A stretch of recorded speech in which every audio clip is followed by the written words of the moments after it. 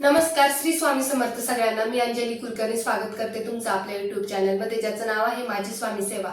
आज जी मी सेवा घेऊन आलेली तर ती म्हणजेच एक दिवसीय पारायण कसं करायचंय तर तेच तुम्हाला सांगणार आहे. अनेक स्वामी भक्त ही सेवा आहे तर ती करतात. मंत्र स्तोत्र जी पण काही स्वामींची सेवा आहे तर ते करत असतात. त्याचं फळ जे आहे तर ते आपल्याला स्वामी महाराज देत पण असतात. स्पेशली हा व्हिडिओ जो आहे ना, ही माहिती जी आहे तर ती माझ्या इंस्टा आणि फेसबुकच्या मैत्रिणींसाठी घेऊन आलेली, कारण की मी एक दिवशीय पारायण करते. तर तो व्हिडिओ जो आहे तर तो मी इंस्टाला फेसबुकला शेअर करते. तर बऱ्याच ताई मला कमेंट करतात, पर्सनल DM करतात की ताई हे एक दिवशीय पारायण कसं करायचं, कधी करायचं. तर त्यांच्यासाठीच ही माहिती आहे. आणि नवीन स्वामी भक्त जे आहेत तर त्यांच्यासाठी सुद्धा ही माहिती खूप उपयुक्त आहे. तर कुठलाही वेळ न घालवता मी व्हिडिओला सुरुवात करते. एक दिवशीय पारायण तुम्हाला एकाच दिवशी करायचं असतं. ज्या दिवशी तुम्हाला पारायण करायचं ना, त्याच्या आदल्या दिवशी तुम्हाला जवळपासच्या स्वामी केंद्रामध्ये जायचंय. नारळ खडीसाखर घेऊन जायची आहे. नारळ खडीसाखर स्वामींना अर्पण करायची, तुमची इच्छा सांगायची आहे आणि स्वामींना प्रार्थना करायची की स्वामी महाराज मी स्वामी चरित्र सारामृताचं पारायण उद्या करणार आहे, तर ही सेवा माझ्याकडून निर्विघ्नपणे पाडून घ्या आणि माझी ही इच्छा आहे तर ती पूर्ण करा. घरी यायचंय, दुसऱ्या दिवशी तुम्हाला लवकर उठायचंय, स्नान करायचंय, महिला असतील तर घर स्वच्छ करायचंय आणि त्याच्यानंतर सूर्याला अर्घ्य, तुळशीला पाणी आणि उंबरठा पूजन करायचंय. सगळं झाल्यानंतर तुम्हाला देवघरात यायचंय आणि तुम्ही जर पहाटे ब्रह्ममुहूर्तावर हे पारायण करताय तर तुम्हाला पूजा ही करावीच लागेल. पूजा झाल्यानंतर तुम्हाला चौरंग घ्यायचा आहे. चौरंग घेतल्यानंतर पिवळं वस्त्र त्याच्यावर अंथरायचंय. स्वामींची मूर्ती असेल, फोटो असेल तर ती तुम्हाला त्याच्यावर ठेवायची. पण त्याच्या आधी फोटो असेल तर तुम्हाला स्वच्छ वस्त्राने पुसून घ्यायचंय. तुम्ही गुलाबजलने पण पुसू शकता. आणि मूर्ती जर असेल तर तुम्हाला मूर्तीवर अभिषेक करायचा आहे. तर अभिषेक कसा करायचा आहे, ताम्हणामध्ये मूर्ती घ्यायची. तुम्ही मूर्तीवर स्वच्छ पाण्याने सुद्धा अभिषेक करू शकता किंवा दुधाने करू शकता किंवा पंचामृताने करू शकता.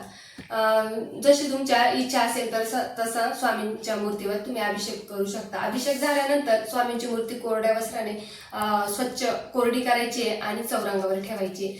त्याच्यानंतर दिवा प्रज्वलित करून घ्यायचा आहे. कुठलीही पूजा करत असतो आपण तर त्याच्या आधी आपण दिवा प्रज्वलित करून घ्यायचा असतो, कारण त्याच्या साक्षीनेच आपण जी पण काही पूजा करतो तर त्याची सुरुवात आपण तिथे करत असतो.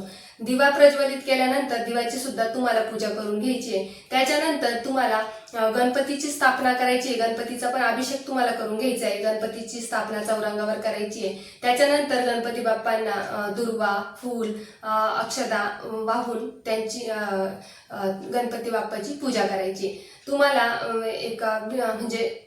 विड्याचं पान घ्यायचंय, 2 विड्याचे पानं घ्यायचे, त्याच्यावर तांदूळ ठेवायचे आणि त्याच्यावर एक सुपारी ठेवून त्याचं सुद्धा तुम्हाला पूजन करायचंय.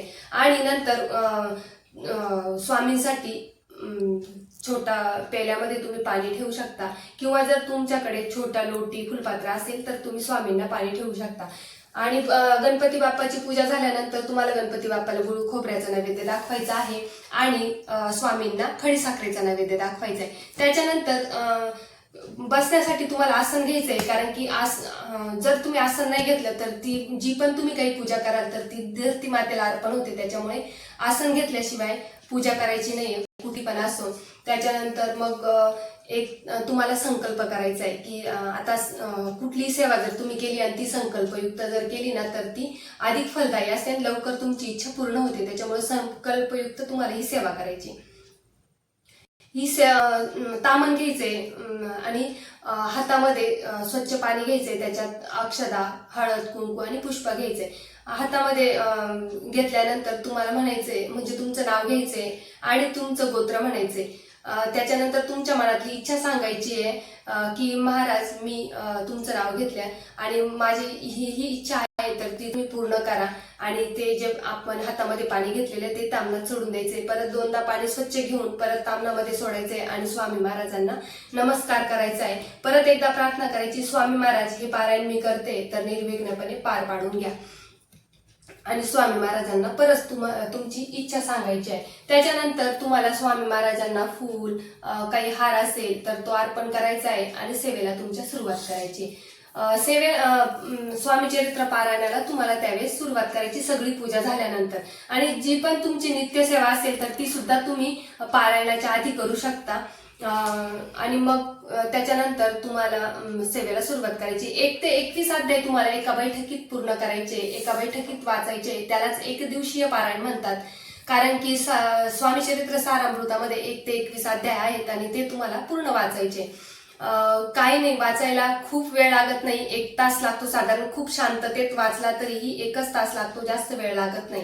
आणि मग पारायण झाल्यानंतर तुम्हाला नैवेद्य आणि आरती करायची. आरती तुम्ही सुरुवातीला गणपती बाप्पाची आरती करायची आहे, दत्त महाराजांची आरती करायची, स्वामी महाराजांची आरती करायची. आरतीनंतर तुम्ही जो पण काही नैवेद्य घरी स्वयंपाक करणार आहे घरात, तर तो दाखवायचा आहे आणि गोडाचा नैवेद्य दाखवायचा आहे. तुम्ही नैवेद्य काही दाखवू शकता हो. स्वामी महाराज असं नाही म्हणत का हाच नैवेद्य पाहिजे, तोच नैवेद्य पाहिजे. तुम्ही जे पण घरात काही स्वयंपाक कराल तो नैवेद्य दाखवा. पण आपण जर 1 दिवसीय पारायण करतो तर थोडंफार गोड थोडं करायलाच पाहिजे. तुम्ही शिरा करू शकता. आणि महत्वाचं म्हणजे स्वामी महाराजांचा आवडीचा नैवेद्य म्हणजे बेसनाचे लाडू. ते तुमची जर परिस्थिती असेल तर ते सुद्धा तुम्ही स्वामी महाराजांना नैवेद्य करू शकता. नैवेद्य झाल्यानंतर मग नियम आणि अटी. नियम काय आहेत? 1 दिवसाचं पारायण आहे तर त्याच्यासाठी फक्त त्या दिवशी तुम्हाला मांसाहार करायचा नाही. परत तुम्हाला कोणाचंही मन दुखवायचं नाही. तुम्ही इकडे पारायण कराल आणि बाहेर जाऊन कोणाचं मन दुखवाल तर स्वामी महाराज ते कधीच मान्य करत नाही. आणि स्वामी महाराज अशा व्यक्तीला कधीच पाठिंबा देत नाही. त्याच्यामुळे जी पण काही सेवा कराल निस्वार्थ करा आणि कोणाचंही मन दुखवू नका, हेच स्वामी महाराज आपल्याला सांगत असतात. आणि नियम अटी झालेल्या आहेत. काय नियम पाळायचे तर त्याच्यानंतर उद्यापन कसं करायचं. उद्यापन तुम्ही जर तुम्हाला वेळ असेल पारायण झाल्यानंतर म्हणजे दुपारी 12च्या आत तर तुम्ही तेव्हा पण करू शकता. उद्यापन म्हणजे काय की एखादी जोडी जर तुम्हाला जेवायला बोलवायची असेल तर त्याला तुम्ही अन्नदान करू शकता. किंवा एखादं लहान मुलं असेल तर त्याला सुद्धा तुम्ही जेवायला बोलू शकता. किंवा कुठे यथाशक्ती दान पण करू शकता. याच्यापैकी तुम्ही काही करू शकता. उद्यापनाला जास्त काही खर्च येत नाही. आणि स्वामी महाराज असं नाही म्हणत का खूप खर्च करा, उद्यापन करा, ही सेवा करा, ती सेवा करा. तुमच्या परिस्थितीनुसारच तुम्ही सेवा करा. स्वामी महाराज नक्की त्याचं फळ देतील. उद्यापन अगदी साध्या आणि सोप्या पद्धतीचं असतं. आणि त्याच्यानंतर तुम्हाला परत हे पारायण झाल्यानंतर स्वामी महाराजांना परत एकदा विनंती करायची. तुम्ही जी पण काही म्हणजे मनात इच्छा धरलेली आहे तर ती स्वामी महाराजांना परत एकदा सांगायचंय. स्वामी महाराजांना नमस्कार करायचा आहे. आणि हे तुमचं पूर्ण 1 दिवसीय पारायण झालंय. ही सगळी माहिती तुम्हाला मी सांगितलेली आहे. आणि परत एकदा सांगते, जेव्हा पण तुम्ही म्हणजे स्वामी महाराज काय सांगता की तुम्ही जर एक पारायण करताय, कुठली सेवा करताय तर ती एकाग्रचित्तेने करा. आणि मन जर स्थिर असेल ना तर म्हणजे कुठलीही सेवा म्हणजे आपल्याला पण समाधान वाटतं केलेल्या सेवेचं. जी पण काही सेवा करतो ना तर त्याचं समाधान आपल्याला कुठेतरी मिळत असतं. त्याच्यामुळे सेवा ही निस्वार्थपणे करा, मन एकाग्र ठेवून करा.